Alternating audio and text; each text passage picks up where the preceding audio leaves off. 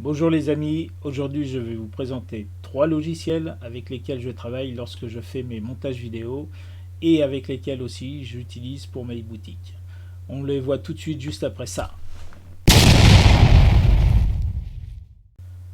Le premier logiciel que je vais te présenter permet d'effacer les fonds d'écran d'images lorsque tu veux garder juste la scène qui est devant l'image.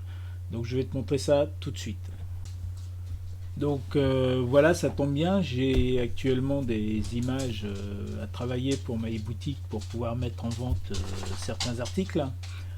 Donc on va commencer par le premier logiciel qui est Remove BG. Alors je vous demanderai d'être indulgent avec mon anglais qui est à chier, hein, mais c'est pas grave, c'est comme ça, c'est un franglais comme on dit. Donc voilà, le logiciel se présente comme ici, donc c'est marqué télécharger une image pour supprimer l'arrière-plan. Ici vous voyez que c'est marqué Remove BG. Donc je vais glisser la première image. Donc voilà, elle arrive. Bon, mon PC est un petit peu lent, hein. Internet ici à la campagne, c'est pas encore la panacée, vivement la fibre optique. Donc voilà, hop, l'image elle arrive et voilà, tout le fond a été enlevé. Donc à partir de là, vous n'avez plus qu'à la télécharger et à l'enregistrer. Une fois que ce sera fait, l'image sera sur votre disque dur et vous pourrez en faire ce que vous voulez.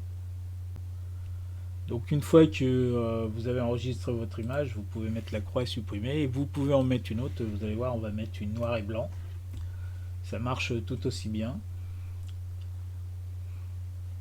Voilà, vous voyez là, c'est parfait. Tout le fond a été enlevé exactement comme je le désirais. Alors, il y a des petites options aussi sur ce logiciel, hein, bien sûr, dans la mesure où ici vous pouvez voir qu'il y a marqué prix, il y a des forfaits, etc. Là, c'est complètement gratuit.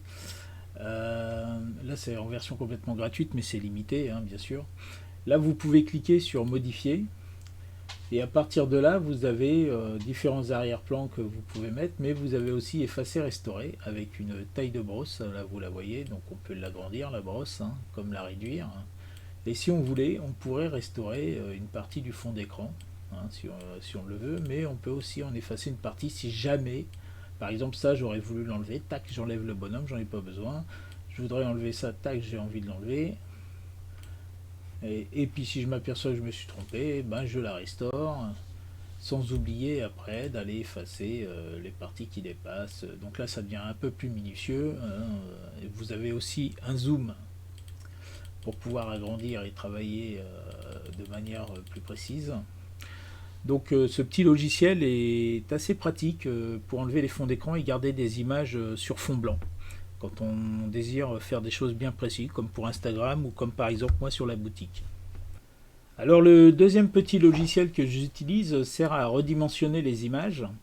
Alors comme vous l'avez vu précédemment pour effacer les fonds d'écran, ça me met une image de 500 par 500. Et moi, c'est pas la taille que je désire. Moi, je voudrais une taille qui soit de 1024 par 2048. Enfin, 1024 par 1024 et 2048 par 2048. Donc, j'ai trouvé ce petit logiciel imageresizer.com qui permet, quand on fait glisser une image, donc on va faire celle qu'on a enlevé le fond d'écran, donc la voici. Et ici, je mets 1024 par 1024. Alors c'est lié par le cadenas, je pourrais le décadenasser ici et puis mettre une autre dimension ici, hein, bien sûr. Il y a plusieurs options différentes, hein. On peut le faire, la PNG c'est original, bon, sauver sous PNG, moi ça me va très bien. Et donc là si on fait redimensionner l'image, donc là il est en train de calculer, et il nous redimensionne l'image à la taille qu'on veut. Donc après on peut aussi avoir un lien pour pouvoir mettre sur Facebook, là c'est marqué Twitter, mais on peut aussi le mettre sur un site web, etc. Donc moi ce qui m'intéresse c'est de télécharger l'image, donc je vais la télécharger. Voilà. Donc le temps d'enregistrer sa dimension, voilà, tac. Et après, vous pouvez aussi la compresser, vous pouvez la mettre au format JPEG ici, et vous pouvez la mettre au format PDF. Vous avez sa taille, etc. L'original. Et la nouvelle taille, donc là la taille en original, la nouvelle taille en 1024. Donc ça m'intéresse de la faire aussi en 2048. Donc je reprends celle qui était en 500 par 500. Il suffit juste de faire la bonne dimension 2048 par 2048, redimensionner l'image. C'est assez rapide, hein, malgré mon PC un peu lent. Enfin lent, pas vraiment, c'est plutôt ma connexion internet qui l'est.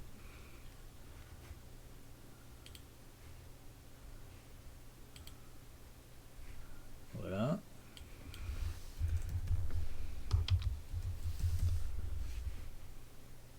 Et j'enregistre. C'est j'en avais pas besoin. De toute façon, vous les voyez pas, c'est assez marrant parce qu'on voit pas toujours les fenêtres qui s'ouvrent.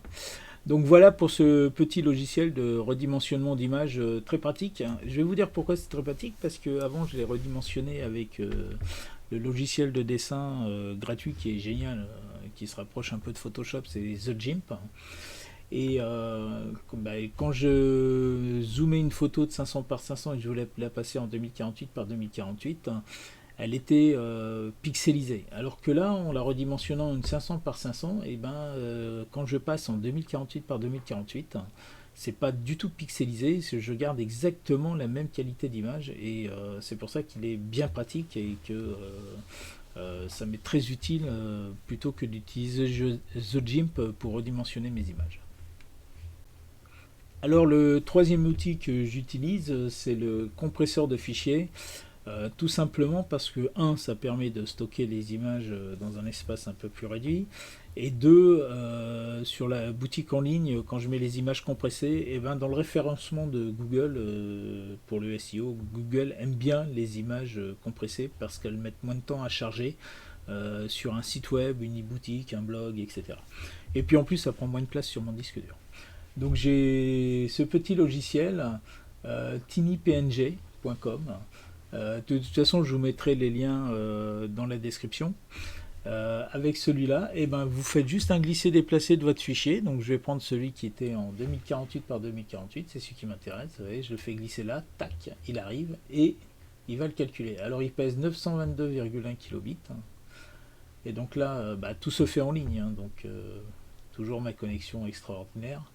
Mais enfin, normalement, l'année prochaine, en 2022, la fibre optique devrait arriver. Par contre, je ne sais pas quel mois. Donc j'ai hâte. Donc là, le chargement se fait.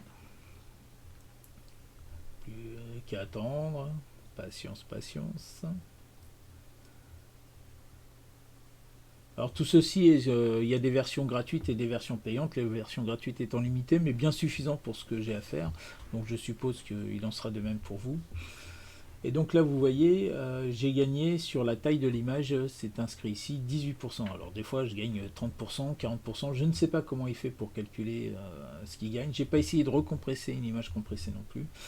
Et donc je suis passé de 922,1 kg à 757,3 kg. Donc ça va déjà être moins lourd quand je vais mettre sur ma e-boutique. Donc j'ai plus qu'à la télécharger et à l'enregistrer sur mon disque dur.